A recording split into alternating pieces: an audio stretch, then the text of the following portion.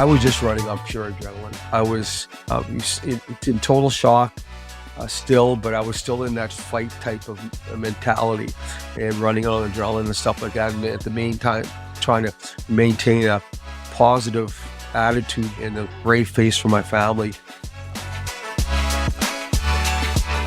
Today on the Don't Change Much podcast, we're joined by Manny Viveiros, head coach of the WHL's Vancouver Giants and former professional hockey player. In 2021, Manny was diagnosed with prostate cancer and then colon cancer. He talks about the challenges of being treated for two different types of cancer, how fortunate he was that one revealed the other, and the eventual toll it took on his mental health. Now recovered, Manny continues to make his health a priority. So much so, he didn't accept the Giants job until he was convinced he was prepared physically and mentally to do the job. I'm your host, Dan Murphy, and you're listening to the Don't Change Much podcast. Manny, thanks so much for joining us today back in the Western Hockey League. I know that perhaps somewhere in the future you're still thinking pros. Maybe that's in your head, but is the WHL in your heart, in your soul? You know what? Yeah, Dan, it is. I started my coaching career over in Europe, but my North American coaching career started in the Western Hockey League in Swift Current. And I was so lucky and fortunate to get an opportunity to be able to have that job in Swift Current, and them putting faith in me with that organization there. And that kickstarted my career. I was so lucky to work with some really good people and had some success in Swift Current, which kind of got me an opportunity to go to NHL with the Edmonton Oilers after that. But I played in this league for 4 years, a long, long time ago. I always say it was always before the Second World War, but it was a while ago. And my son played in Portland for 4 years as Portland Winterhawks. So it's a special spot for myself and especially for my family. There's pros and cons, I guess, to coaching at every level, but would one of the pros be the chance to make an impact and be an influence on young men who are just kind of coming into adulthood? Exactly. That's probably the best way to put it. It's not about the X and O's and the wins and losses. Certainly that's what these kids are here to just develop and get to that next level. But more importantly, if we can leave an impacting, positive or have a positive influence on these young men as they go forward when they leave junior hockey. Obviously, not everyone is going to make it to the next level here, but if we can be some sort of positive influence in their lives going forward after their junior career, then we've done our job. And that's something that the staff that I've always worked with in the Western Hockey, whether it was Swift Current or Spokane here in Vancouver, that's our main goal, is that we're there for these young kids when they're away from home, is not only just coaching, but more importantly, mentors, positive way.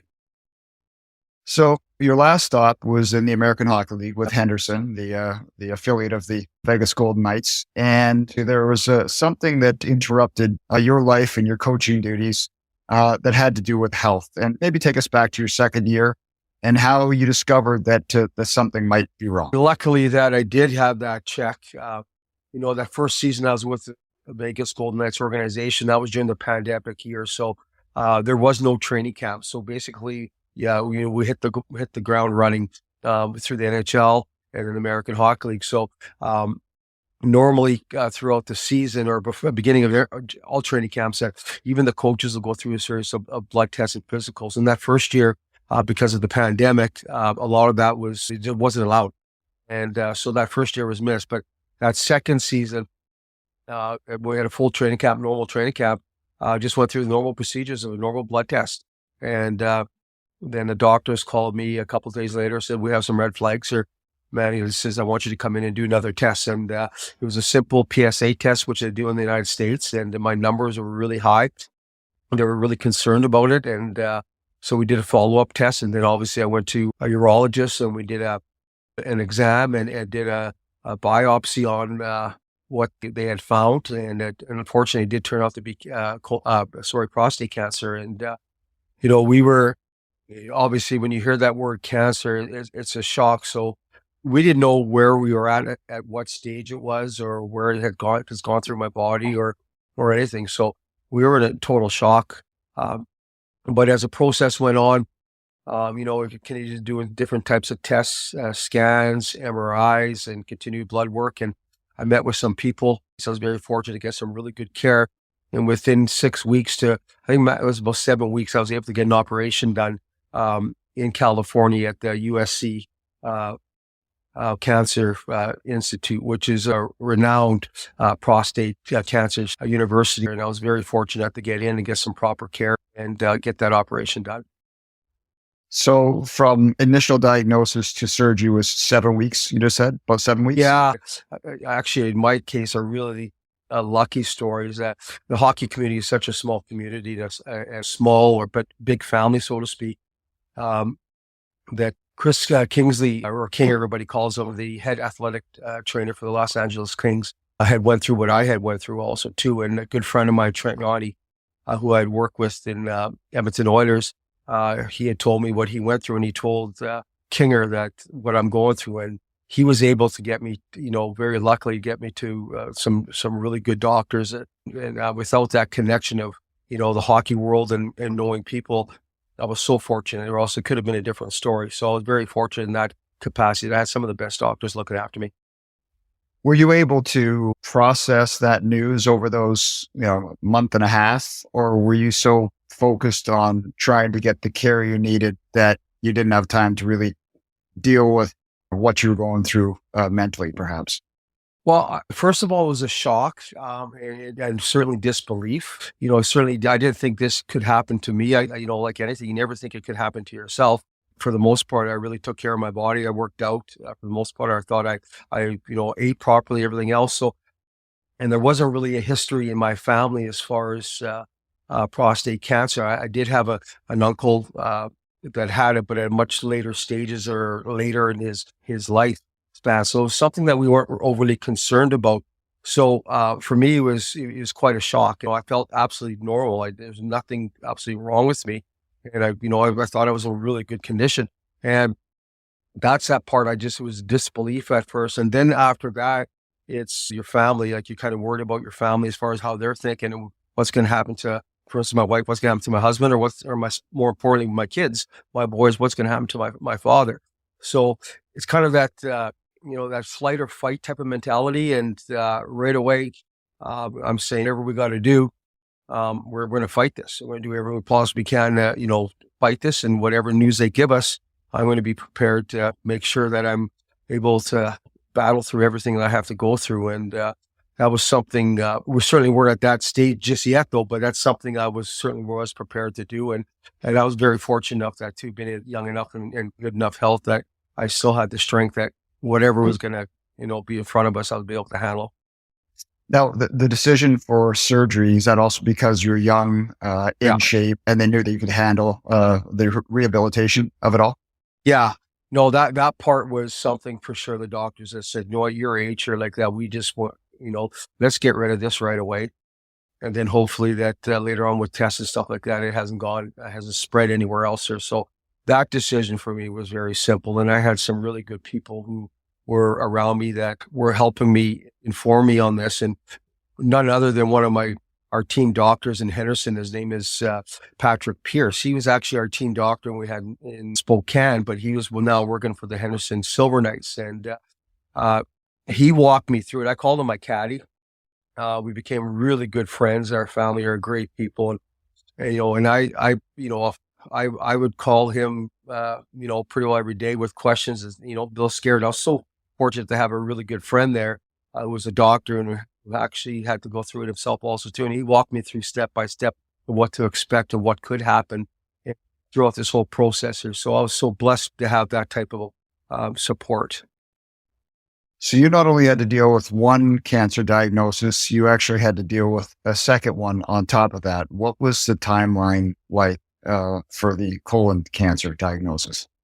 Well, I knew that I was going to have to go to, at the end of the season when it was done, I knew I was going to have to do some radiation treatment on it. So that was something we knew going forward too. But again, from the advice of my good friend PZ, he had said, why don't we go get a routine colonoscopy? We haven't had that done for a while now, and this is something that after radiation, you probably won't be able to have everything done for at least over a year. He says, let's go have a look at it. And I went in, got it, and we were just expecting it just to be routine. And then I got a call about a day later. It says, no, we have something here we're quite concerned about. And I said, are you kidding me? And sure enough, it turned out to be colon cancer.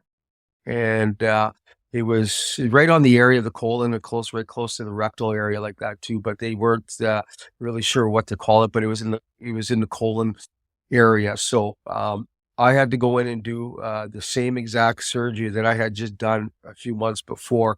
They were pretty concerned about it because of all the scar tissue, and it's quite a significant surgery.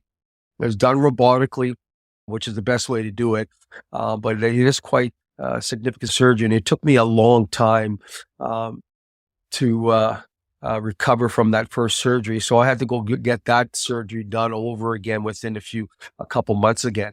And this is getting towards the end of our season of my second year in Henderson. And then at that time, more than anything, Dan, I didn't even know what to think anymore. I says, like, what are the odds that it was so rare that something like that could happen back to back? But they went in and they looked at it and they said, you know what, but let's be thankful. This is somebody's looking after you, because I think we got this one pretty early. So I ended up going through the surgery. I ended up being back on the bench for a playoff run. It was maybe not even 10 days after the surgery. I was back on the bench with our guys for our playoff. And I was just running on pure adrenaline. I was in total shock still, but I was still in that fight type of mentality and running on adrenaline and stuff like that. And at the meantime, trying to maintain a positive attitude and a brave face for my family.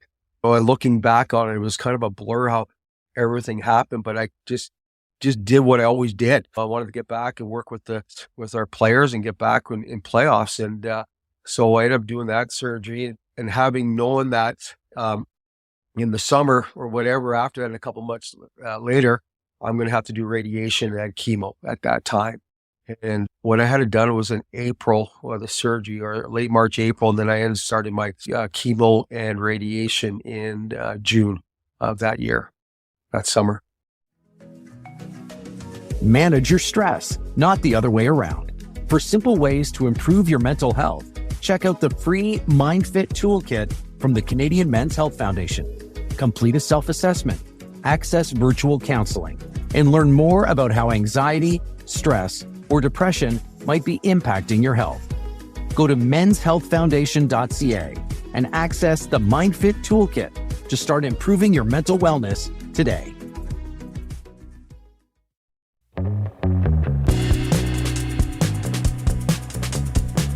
So looking back, would you make that same decision again to try to get back, put on the brave face for your family, because that's what you felt like you had to do at that point in your life? You know what? In hindsight, I wouldn't, but my wife says to me, we always talk about, but you said you still would. That's just who I am and my makeup is. But that's how I was, and that's just how I'm wired. I wanted to be back and competing, and that was my group in that. And that's where a lot of areas I felt pretty comfortable and safe and that's where I was able to forget about a lot of the things that were bothering me later on. So I went through that process. I did my chemo.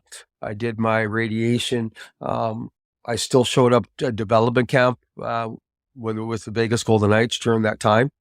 I remember going on the ice, coming back from chemo and radiation, and jumping on the ice. And I remember getting on the ice and not even remembering where I was. These kids were flying by me like this, and I didn't even know where I was. I remember I had to just kind of go by there, but try to bluff my way through this practice. Thankfully, I had nothing to do, but I wanted to be part of it.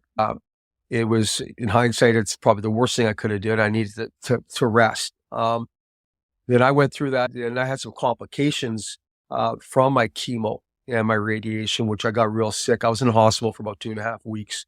And it was a situation where the doctors were really concerned about my life as far as how I was reacting to the chemo. But I did get through that and continue my treatment after that. And then probably by the time I was done, I think 10 days later, I was back at training camp at the Henderson Silver Knights, back on the ice. and just started going quite honestly, Dan. Throughout that process later on in the year, I crashed. I crashed. I didn't know I crashed, but my wife, she looked at me, said, "You need help. You're not yourself." I hated going to the ring. I just hated being around. I'd come home. I was not who I was as a person. It wasn't good. It wasn't good. And thank God my wife was there for me. She says, "We need to get you some help." And I thank God I had my close friend again, also Dr. Peasy, Patrick Pierce. He was there, and I went to him and I talked also to my oncologist. And I just said, "Listen," I said, "I got nothing." He says, "Well, we're surprised. We're not surprised." He says, "This is normal. After the fight that you have gone through, this is normal for a lot of cancer patients. Is that you build so much adrenaline in your body, and your brain is building all this adrenaline so you can fight this disease and keep you strong and try to keep you positive. So whether you get good news or you get other news, you have nothing left." And says your body and your brain is not capable of producing that on its own. You need time and rest and medication to get you back. Basically, my tank is empty. And it's basically what Doc said. It says we have to refill your tank so you can have that feeling of being able just to feel, even keeled. And I look back of how I was that last hockey season throughout the year. I had no idea how I was, but I was certainly not myself by any means. And, thank God my loved ones were able to see that and talk to me. And I was lucky enough to realize, okay, no, I do need help, because I didn't feel right. I really didn't. So that's something I was very, very fortunate to go through, but it wasn't just the battle of the cancer itself, but more importantly, I think is the mental part of it and the mental health part of it is that really beat me up, and not just myself, but my family too. Like it just doesn't affect the individual. It affects everybody around, all your loved ones and your close friends. So when your wife said this, she wasn't talking about physically. She wasn't talking about you're not yourself physically, you're not yourself mentally. And No. I'm assuming you had worked so hard to take care of yourself physically, you didn't really even want to confront the mental aspect of it at that point. No, not at all. And I you know what, Dad, I wasn't prepared to, or I wasn't sure of it. Like I said before, that I remember I'd go to the rink and I would sit outside my vehicle and I said, I can't go in. So I couldn't I freeze. And then I convinced myself to go in and I'd put on my normal brave face. And for most people who know me, I'm more of a, the glass is half full than half empty. And my wife noticed that, and even my kids had noticed that too. And that I wasn't, my normal self as usual. And that's something that was alarming and would affect my family life with my wife and our relationship. And when she says something like that, then, if that's the closest person in your life, then that was, was a wake up call. So, okay, maybe I do need some help here. And I was very, very fortunate to have the people and support, be able to get that help. And a lot of it was just having the proper time to rest, but I did need some help also too from medicine to get me back to where I was again like that. So that was really important here. So besides the meds, did you talk to someone? Did you have some therapy as well? I did. I certainly did. My therapy was through our team doctor, and I did talk to someone else also too, professionally and talked about things that were bothering me. And I was reassured this is normal, what you're going through. And this is something that happens. I don't know what the percentage is, but it's a majority of the people who go through that. You're going to suffer a little bit about that too. And I have a really good close friend of mine also too, is going through some health issues with cancer too. And he's on the other side of it right now. And he said the same thing to me. He said, I suffer from depression at times. And I said, this is perfectly normal within a certain amount of time after that too. And I said, don't be afraid to ask for help. Even if you don't think you need help, if someone's telling you that possibly you do need help, listen to them, because there's a good chance that person who's close to knows you better than anybody, that there's a good chance that you do need that help, and don't feel embarrassed. And Dad, I wasn't embarrassed for asking for help by any means. I knew I was not right, but I didn't know I could clinically, diagnose myself like I was depressed. And that's something I was so lucky that I had, people close to me enough that knew who I was before all this happened. I think this is a good time to say too, like, and you were lucky enough to have the physical through your work, right? Doctors through your work, a loved one to tell you when you probably need some help, some therapy through your work. So this is just a good reminder to people out there who might not have the stuff. You have to be proactive. If you think there's something wrong, or even if you don't, get the yearly checkup. Don't put it off, because you just never know what you're going to find. And if someone like you goes through all it and you have the support system, it really hammers home the fact that people should be so proactive on this kind of stuff with their health. So I totally agree. Whether it's the physical part or the mental part of it, Dad, for me, the biggest thing is, well, I know now that we know it, like, it's distinctly in my family's history now with my boys, both my boys now, they're at 30 years old, they're getting checked, and there's never too early, and especially when there's a history like that, for them to go get that exam to make sure that everything's okay. And that's something to be, exactly, I totally agree, proactive here. I was always, like anything, you think you're invisible, you think you're good. I was an athlete. I always took care of myself. You go through different things and you heal from it. So you think at times you're invincible, or sometimes it's out of sight, out of mind type of thing. You don't even think about it. But I think that's the worst thing you can do is just go in, once or twice a year. Once you get to a certain age for men, is this to go in to have a conversation with your doctor, and whether the doctor says, okay, maybe we should look us up or not, but just even have that conversation is important. And I guess an ounce of prevention is worth a pound of cure. That's something, if you just go in and just have a conversation, a quick, simple blood test. It takes 10, 15 minutes, and then you'll know peace of mind, or you can get yourself ahead of the game, catch something really early. And that's something that, in hindsight, I wish I could have done that earlier, way earlier than that. But there's always a lesson to be learned in something like this. And if I could help, like my boys and their children growing up, early detection, if any type of thing like that, then so be it. I'm going to do anything I possibly can.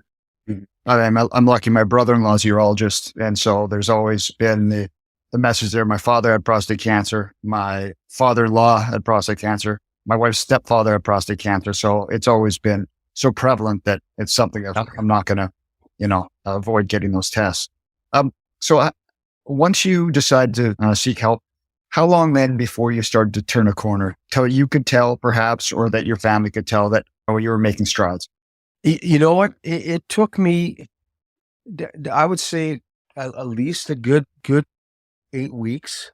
But for me, a lot of it was just having a burden of understanding, okay, wait a minute, there was something wrong there. It wasn't just me. Like I felt, okay, now that makes sense. It really makes sense. And that's something that where it's okay. There's a reason why I'm feeling like this. There's a reason why I didn't want to do anything. I just wanted to be not by myself, but not just stay away from what I normally did as when everything was fine. And for me, that was a big relief. And then once understanding what I was going through and stuff like that, and talking to people and understand this is normal, again, that just having that positive belief of okay, I can get through this, and there's support and help there. I was able to do it, and I was able to get back again, and just kind of, it happened at a good time where it was at the end of the hockey season. So there was a real good time where I could just take the time away from the game and just concentrate on getting myself back again. Cause that 18 months before, it wasn't fun by any means. And that was the first summer, in quite a while that I was able just to kind of breathe, and I was able to get my feet underneath me again. So, and did the things that I enjoyed. And, and one was just being around my family again. And that was huge. I felt I was getting better. I felt I had my energy back, and I kind of felt I had my positive outlook in life, or no matter what it was. I felt I had that jump again. And my wife certainly realized that I was getting that back also too.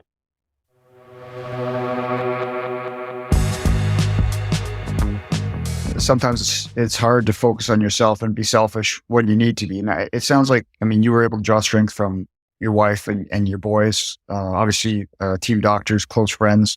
Were you always open to sharing your story about this? And if not, when did you feel like it was time for you to speak up to perhaps help others that might be going through something similar? At first when I was going through everything as far as, through my treatments and everything that was going on, just the physical part of that with the radiation and the chemo, just my wife and I, we were in Las Vegas and that's where I was getting my treatments done. So it was just her and I. And that part for me is I didn't want to see anybody at that time. I changed appearance wise in some capacity quite a bit. I lost quite a bit of weight, and obviously there's a reason for it. But I didn't want to be around people, and that's something where I look back in hindsight, where I've talked to a really good friend of mine also too, who happened to go through a different type of cancer after me, but I saw what he was going through also. I'd gone through the same thing, and I just told him, I said, listen, the worst thing you can do is just recluse yourself from everybody else. Like, let your closest family and friends close be near you. They need to be close to you. They need to support you. They need to mourn with you in some capacities, as far as, share their pain also too. It's okay. It's okay. You don't have to be brave. You don't have to be the tough one. It says, let everybody else, they're hurting too. So let them be near you. It's good for everybody. Now, once I realized that later on going through, even with my mental health issues throughout that time, I look back in hindsight, I says, I wish I would have opened up a lot earlier and maybe shared some of that with my family. And I'm talking with my sons also too, is that, they were, I always in the mindset of, don't tell them everything because they don't want them to worry, but that's probably the worst thing I could have done. I should have kept them informed as much as possible, not just through my wife, but especially for myself, and let them know how I felt, and let them feel some of that or help with that pain too, because they were they were hurting just as much as I was. Maybe this is a natural follow-up, but is the ordeal and the cancer and the chemo and the surgery, has that changed at all how you are as a father or as a husband? Yeah, great question. It has. It's something that you respect and you don't take for granted. How precious your marriage is, how precious life is, how precious your family is, how precious health is. Don't wish this on anybody to go through that. This is not that I didn't respect that and realize how precious my family and my relationship and my wife, but you make it appreciate even that much more how you just can't take everything for granted. Life is so precious, and sometimes you just get caught up with of everything. It's today's society. Everybody wants everything now, but you don't take the time to enjoy and really enjoy the moment instead of moving on to the next thing all the time. And that's something I'm trying to do. Dan, it's not working all the time, but for the most part, I'm doing my best on that and really enjoying the moment too, and trying to slow down some areas to really, like you said, just enjoy that moment. What about the way you communicate with your players? I mean, I'm sure you have a way you coach X's and O's, but maybe has the communication changed with players at all, or the interpersonal relationships in terms of how you might talk to them? I mean, these are young men now, but maybe if you get back to the pros, you deal with guys that are 22, 23, 24. You know what? I don't think so, Dan, because my style of coaching, I think it has always been that. I've always been an advocate of not just talking about checking in on the kids on X and O's. I'm just making sure that these players are in a good place, in a comfortable place, in a safe environment. That's something that for me was not a whole lot different when I went back to work again. I'm certainly a lot more conscientious in a lot of ways, as far as maybe being careful of how to talk to a player or correct a player. Certainly a little bit more conscious in that way, but not for the most part. That was how I've always coached. I've not always been, I'm not a yeller or a screamer. And if I ever do get upset or something like that, then I know that's not who I am. And then that's maybe I tell myself, right, okay, get back off. That's just not what I do. And the players realize that. And I think that part I always seem to have a pretty good relationship with the players as far as that communication part of it too, because it's never, what do they say, it's the highway or my way or the highway, so to speak. It's always an open dialogue with these players, especially with these young players nowadays. When they're coming the first time away from home, it's a big challenge for these young guys to be able to manage school, travel, the Western Hockey League. It's really important that they have a place where they come to every day and feel comfortable. The podcast is called Don't Change Much. So have you changed anything about the way you take care of yourself? Yeah, I take time. I make sure, not enough as my wife thinks I should, but I do try to take that time for myself, where I need that time to make sure that I, have that extra little bit of time just to rest. I certainly changed diet, for the most part. Um, I've always tried to eat healthy for the most part, but I'm certainly a lot more conscientious of what I do, eat now and from before. But for the most part, I think it's just taking that time where, maybe I need an extra hour or two or whatever, instead of watching videos. That maybe it's just go for a walk, get back and do something in the gym, or just go for a walk with your wife, or doing something outside of what I do for a living. I think it's really understanding that, like, not everything's so important that it can't wait, and also is, don't get worked up too easily about things that possibly, or most likely, if it's an issue today, just think about it, is it going to be an issue a week or a problem a week from now? And 9 times out of 10, it's not. So that's why I think I have a little bit more of, as far as a patience, and not getting maybe a little bit too worked up in certain situations too. Do you still talk to anyone in the medical field, or if not, is this something you'd go back to if you ever thought you needed to? Yeah, 100%. I do. I still do my checkups every 3 months. I got my oncologist. I'm very fortunate enough to be able to keep my oncologist and the doctor teams that I work with in Las Vegas. And I'll go back again in January to have my 3 month checkup again. And then after that, we'll probably end up going to 6 months after that. So everything up to now has been absolutely, clean, which is the most important part of it. Those people are big parts of my life and save my life. What about the mental health side of things? Yeah. Still seek conversation? Yeah, I do. I do all the time. That's one thing. One thing I've learned, I guess, as far as another adjustment is I'll take time to talk things out more, compared to just not, keeping it in. If I have something I need to talk about that's bothering me, I will make sure that I have an opportunity to say what I'm feeling. And I think that's really important also. Last couple questions. One would be, if there's a young man out there who wants to make health more of a priority, but doesn't know how, or doesn't think they need to right away, what would the message be? Well, I just think the biggest thing is, I think information nowadays is so easy for anybody. If they have any concerns, if they think there's something that's right, they certainly they can search it, but not obviously look at everything that's on the internet. But you go talk to a doctor, or talk to someone. There's so many resources out there nowadays, whether they're in school or whether they're within a program, even within a hockey team in our league. Like, I was something with one of our players that they're not right. They don't have to come to us. There's a hotline that they can call it and get the proper, or the resources that they need to help them out like that. And that's something I think nowadays, if don't be ashamed, especially, I think that stigma of being, especially males, and especially in this sport, of being tough, is something that I think we kind of have to get rid of that especially with our mental health. Yes, hockey players are incredibly tough at how they play the game. It's a hard physical game like that. But at the end of the day, they're human beings, and these players and people, they go through a lot of adversity or daily stresses that they can't sometimes handle themselves. And I just think don't be embarrassed to talk to somebody, or at least start the conversation. Or more importantly, though, that I think, if anything, though, if you see somebody or a person, or if I see someone I think is not right in a good place, I will ask them.